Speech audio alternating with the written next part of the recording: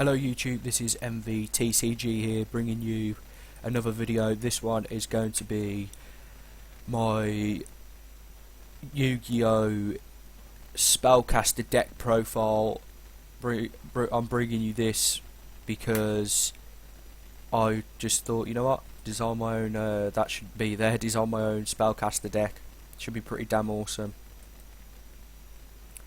And you know what, here it is guys. I'm going to start off with 3 Dark Magicians. 3 Dark Magicians because they don't, not only do they support Dark Magician Girl when she's out on the field and they're in the graveyard, but there's also Sorcerer Dark Magic. You need 2 level 6 or higher Spellcaster types, and obviously we've got Dark Magician Girl, got this sexy little beast here, Chaos Sorcerer, whatever, just hard clicked thingy majiggedy it.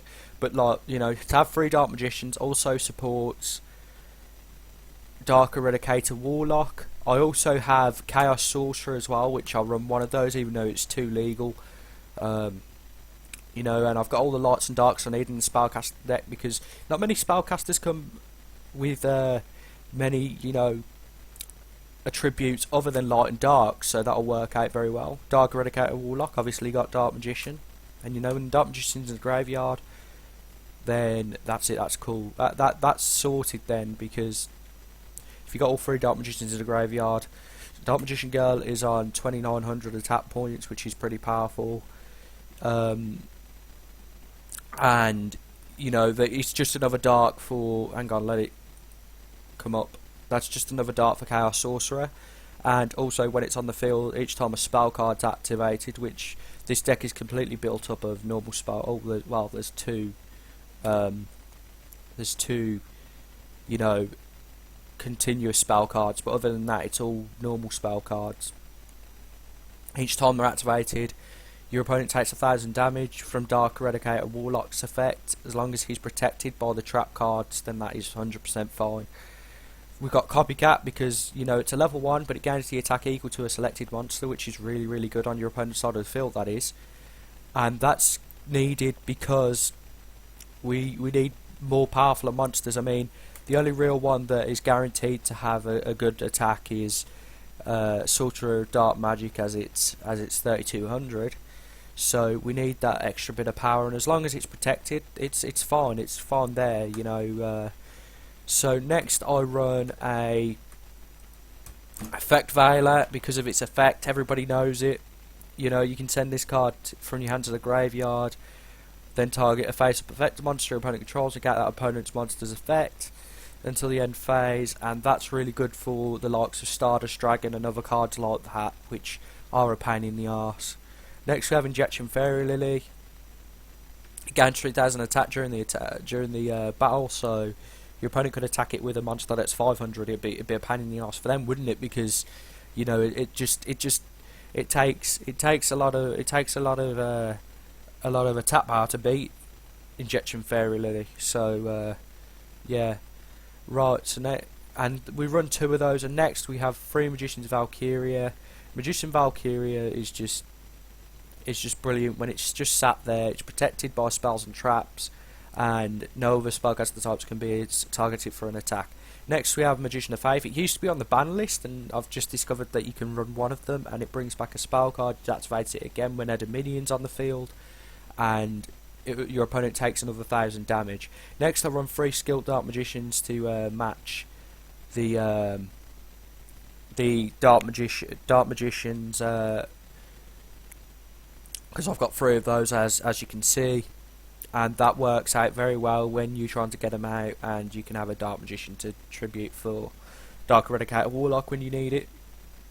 So as soon as you've got 3 spell counters on Skilled Dark Magician, you just need to keep it on the field, and tribute it, and summon a Dark Magician, so that's good. It's also good for attack.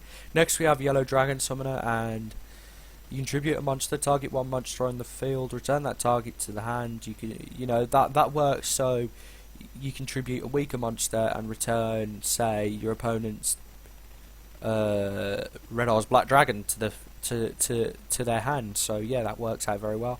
Witch Doctor of Chaos, and you can just remove from play a monster from your opponent's graveyard, especially if they've got something like Bloodluster Soldier in their deck. Envoy the Beginning, that is, or Chaos Sorcerer or Chaos Emperor Dragon, which I doubt it because it's a ban card. And not a lot of people on Dueling Network that I've seen play with ban cards, but still, that'll be there to remove from play the Dark or Light they actually need for them sorts of monsters. And I know there's more like Pulsar Dragon and others like that, but you know, that's a pretty awesome effect. Next we have Dark Magic Attack. I was running 3 of these, but we do need space for other cards like Burden of the Mighty, which is really good for lowering the attack power of high level monsters, and you know, Arcane Barrier. But in fact I'm still running 2 of them actually, which is, you know, quite surprising. So, you know, running 2 Dark Magic Attacks. In fact, I am still running all 3 of them, it's just that they're in an awkward place. So yeah, we've got 3 Dark Magic Attacks, 1 Magician's Unite. Dark Magic Attack obviously gets rid of the spells and trap cards.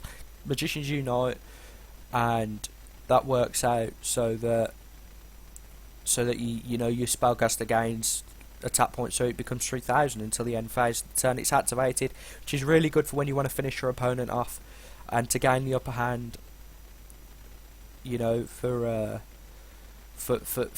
taking out those powerful monsters. And that'll work out very nicely when you're trying to take out the likes of Stardust Dragon and other cards like that. Next we have Double Spell. You can discard 1 spell card targeting your opponent's graveyard and activate it basically. So that'll work out very well for when you need the Monster Reborn that your opponent's got in the graveyard, or the Monster Reincarnation. But yet again, Monster Reborn's another ban card and not many people play it, so yeah, more or less Monster Reincarnation. Next we have Secret Village of the Spellcasters. That'll work out very well, because your opponent can't activate spell cards if they don't have a spellcaster, and you know, this has got a downfall effect, but still in a spellcaster deck you're almost guaranteed to get have control of spellcasters, so that'll work out very well to stop your opponent from activating spell cards, given that they ain't got a spellcaster. So yeah, that works. 2 Monster Incarnations, just to get them monsters back to your hand when you need them. Simple as that. Pot of Duality, get 1 card, shuffle the rest into your deck. Pretty good effect. Hang on. Yep, it is shuffle the rest of your deck, because I'm sure it's Graceful Charity that makes you discard the other 2. Arcane Barrier, that is a pretty good card effect as well. So you know, you can play spell counters on ones that need it. So that goes well. That ties in with hang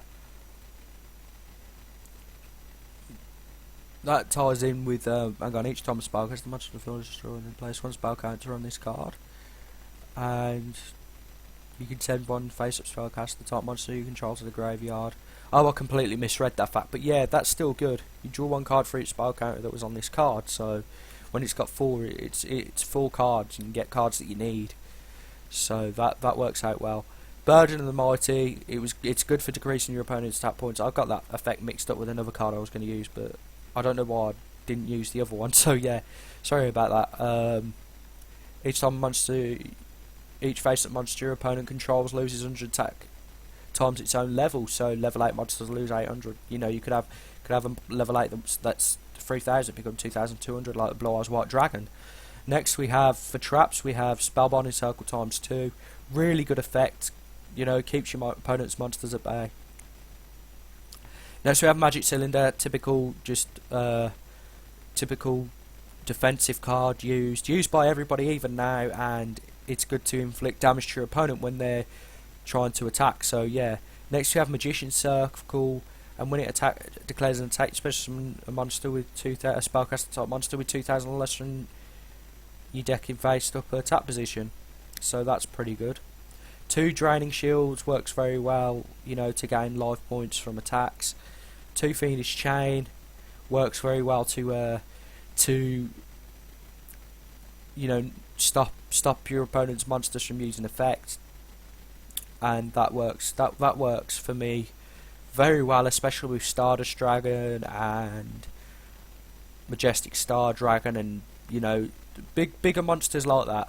Next we have Mirror Force, which is really good.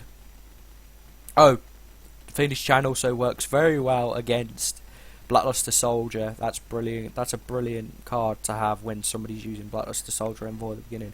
Mirror Force destroys all face-up attack position monster your opponent controls and negates an attack. So number 11, Big Eye.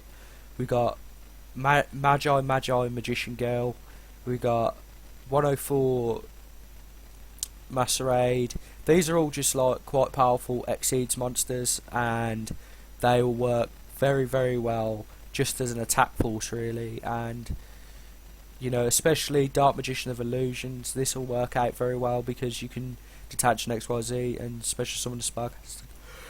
Sorry, got a yawn. Spellcaster type monster, so that works out very well that way. Naruto the Moral Leader, again, just 2700 attack points is really good and hard to beat, so you know. Also, we have 2 synchros. We have Explosive Magician. Spell counters on your side of the field can remove that. So that ties in with the Secret Village's Spellcasters, and destroy a spell or trap card of your opponent controls, especially if they've only got one card that seems to be a line of defense for them. So that's pretty good. Tempest Magician, you know, Spellcaster type monsters, one or more non-tuner Spellcaster type monsters, which obviously a Spellcaster deck. You know, when it's synchro summon, you can play a spell counter on it. Ties into Arcanite Magician as well. Once per turn, you can discard any number of cards to place one spell counter on monsters you control. For each card you discard, you can remove all spell counters on the field to inflict 500 damage. You know, as soon as you've got plenty, that's a really good effect to have. So yeah, that's pretty much it, guys. Thank you for watching. I hope you enjoyed the video, and subscribe for more Yu-Gi-Oh videos if you haven't already, and you've come across this channel and you're interested in TCGs. I'm used to saying that on my gaming channel because my gaming channel's been up that long. But yeah, check out my gaming channel as well. It's originally SYT, which is, you know, just random games and stuff like that, like GTA 5. But yeah, that's it, guys. That's pretty much it. You know, let me know your thoughts on my Spellcaster deck in the comments section. And when I do set up my Twitch account, I will be live streaming the use of my Dragon deck, which was my first video, and my Spellcaster deck, which is this one. So yeah, thanks for watching. Subscribe for more Yu-Gi-Oh videos, and I'll speak to you in the next one. Bye.